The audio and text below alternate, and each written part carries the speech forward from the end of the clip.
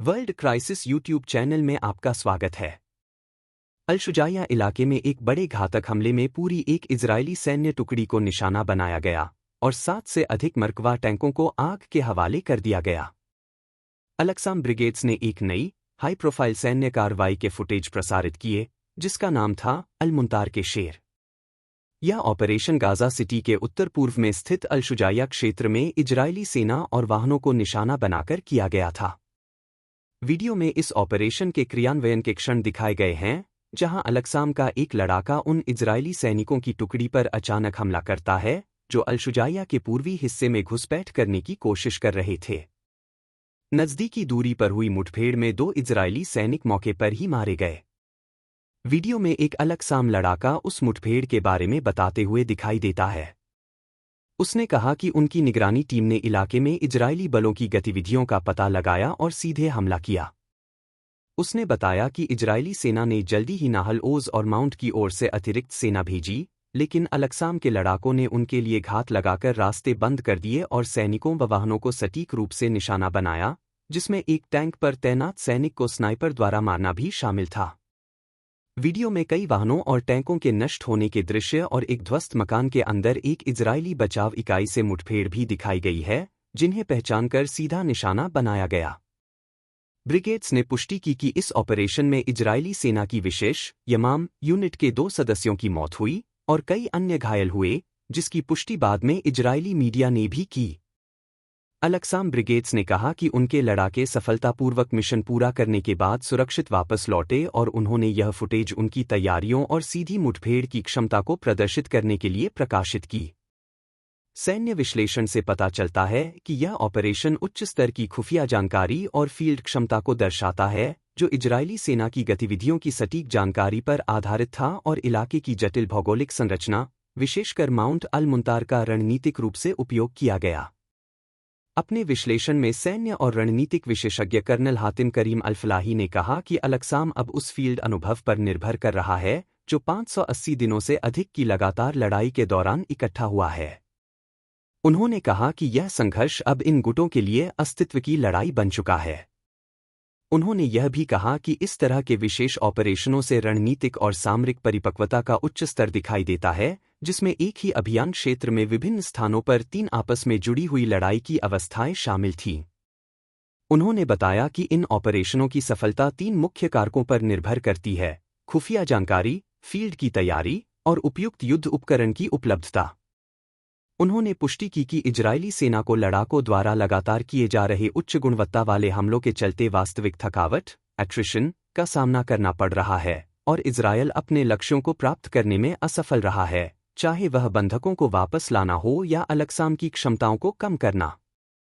उन्होंने यह भी बताया कि इस युद्ध का इजरायल के अंदर गहरा प्रभाव पड़ा है, जिसमें 60,000 से अधिक व्यवसायों का बंद हो जाना और 40 अरब शेकिल से अधिक का वित्तीय घाटा शामिल है, जो इजरायली सरकार के लिए एक बड़ा बोझ बन चुका है। रफा में हालात पूरी तरह से नियंत्रण से बाहर होते जा रहे हैं और अल-अक्साम ने एक विशाल घातक हमले की घोषणा की है, जिसमें एक पूरी इजरायली सैन्य टुकड़ी और बड़ी संख्या में टैंक निशाना बने हैं। तेल अवीव में इजरायली जनरल स्टाफ ने अल-शुजाया से तुरंत पीछे हटने का आदेश जारी किया है।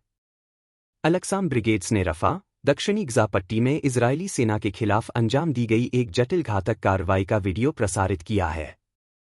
इस वीडियो में दिखाया गया कि कैसे इजरायली सैनिकों को उस समय गोलाबारी का निशाना बनाया गया जब वे रफा में एक फिलिस्तीनी घर को उड़ाने की तैयारी कर रहे थे।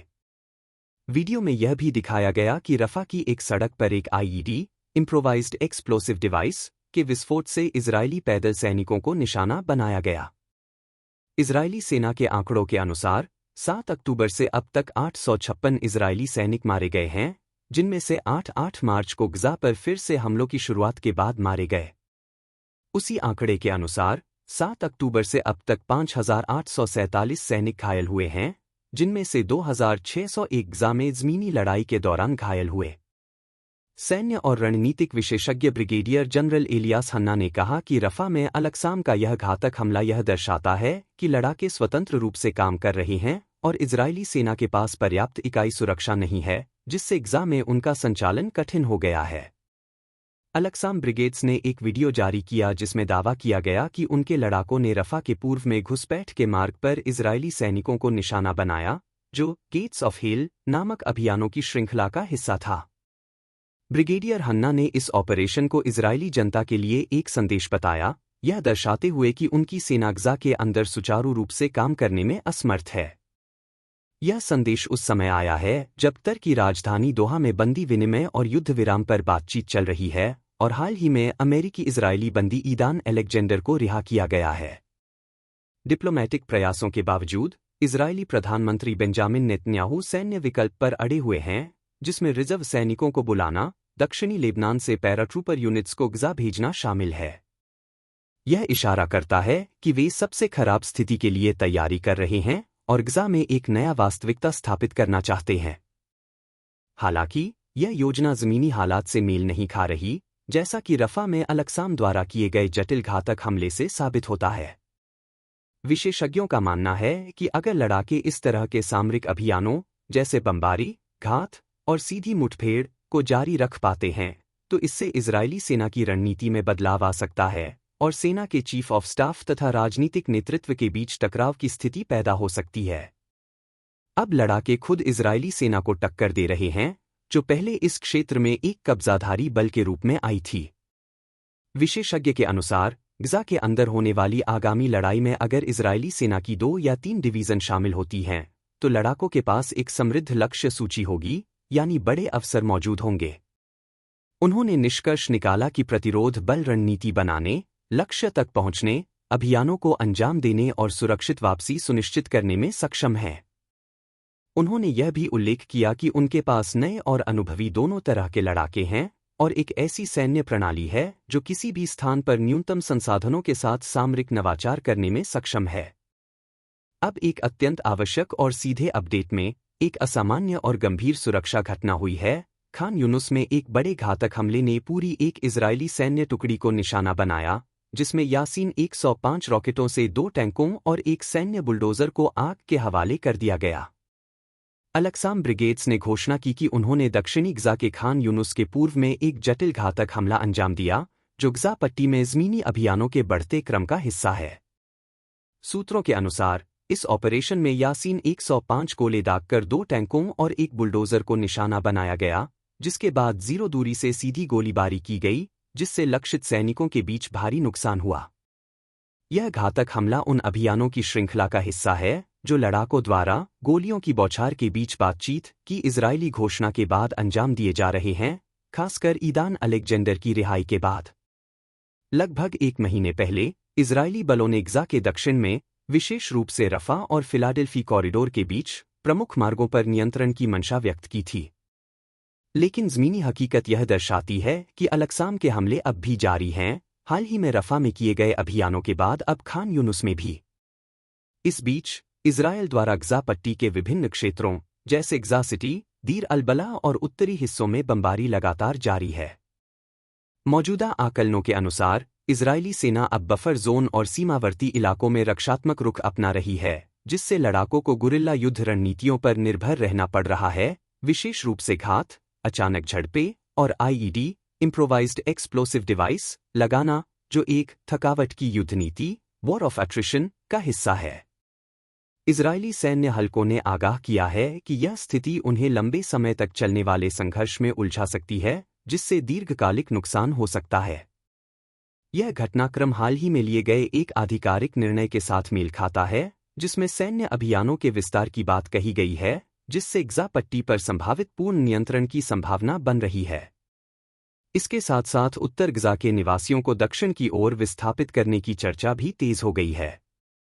इजरायली निर्णय निर्माण संस्थानों के भीतर सैन्य और राजनीतिक नेतृत्व के बीच मतभेद उभर रहे हैं, खासकर ज़मीनी हालात की निगरानी, मानवीय सहायता के वितरण और जनसंख्या की आवाजाही को लेकर। जबकि इजरायल हजारों सैनिकों को गज़ा में अपनी सेनाओं को मजबूत करने के लिए बुला रहा है, ऐसी भी चर्चा है कि उन्हें वेस्ट बैंक, लेबनान और सीरिया के बीच पुनः तैनात किया जाएगा ताकि गज़ा के भीतर नियमित सेना पर ध्यान केंद्रित किया जा सके। फिर भी यह सवाल बना हुआ है कि यदि इजरायल विस्थापन की अपनी नीतियों को और आगे बढ़ाता है, तो लाखों आम नागरिकों का भविष्य क्या होगा, विशेष रूप से जब वर्तमान उपाय जैसे कि इलेक्ट्रॉनिक गेट्स और आइसोलेशन जोन, सामूहिक सजा और संस्थागत उत्पीड़न जैसी खतरनाक ऐतिहासिक तुलना को जन्म दे सकते हैं। अल-शुजाइया के अंदर एक बड़ी इजरायली सैन्य टुकड़ी घात में फंस गई है। वीडियो फुटेज में दिखाया गया है कि अल-अक़साम द्वारा इस्तेमाल किए गए एक नए हथियार से 5 से अधिक मरकावा टैंकों को आग के हवाले कर दिया गया। अल-कुद्स ब्रिगेड्स, सराया अल-कुद्स, ने घोषणा की कि उन्होंने गज़ा सिटी के पूर्वी अल-शुजाइया में एक जटिल और उच्च स्तरीय ऑपरेशन को अंजाम दिया, जिसमें एक पूरी इजरायली सैन्य टुकड़ी को निशाना बनाया गया। उन्होंने पुष्टि की कि इस ऑपरेशन में इजरायली सैनिकों और अधिकारियों के बीच प्रत्यक्ष हताहत हुए हैं। अल-कुद्स ब्रिगेड्स के एक फील्ड कमांडर ने बताया कि यह ऑपरेशन सुबह ठीक 2:45 बजे शुरू हुआ, जब एक इजरायली यूनिट को एक बख्तरबंद वाहन को टैंकरोधी मिसाइल से निशाना बनाकर फंसाया गया, जिससे चालक दल के सदस्यों को निश्चित रूप से चोटें आईं। इसके बाद तोपखाने और वायुसेना ने ऑपरेशन स्थल के आसपास के क्षेत्र पर रॉकेट और गोले बरसाए। घायल सैनिकों को निकालने के लिए यरूशलम ब्रिगेड के नाम से जानी जाने वाली इजरायली रिजर्व ब्रिगेड की एक बचाव टीम मौके पर पहुंची, लेकिन वह एक पूर्वनियोजित घात में फंस गई, जिसमें थाकिब नामक एक पहले से लगाई गई विस्फोटक डिवाइस को विस्फोटित किया गया। इसके चलते इजरायली सैनिकों के बीच और अधिक मौतें और घायल होने की घटनाएं हुईं। इस सामग्री का उद्देश्य केवल सूचना प्रदान करना है। इसमें प्रस्तुत सभी जानकारी समाचार रिपोर्टिंग, सार्वजनिक रूप से उपलब्ध स्रोतों या आधिकारिक बयानों पर आधारित है। इस वीडियो पोस्ट लेख में व्यक्त विचार या जानकारी किसी भी पक्ष का समर्थन या विरोध करने के उद्देश्य से नहीं है। हमारा उद्देश्य केवल दर्शकों को जानकारी प्रदान करना है, न कि किसी प्रकार की राजनीतिक या वैचारिक प्रेरणा देना। कृपया किसी भी निर्णय से पहले प्रमाणित स्रोतों की पुष्टि करें।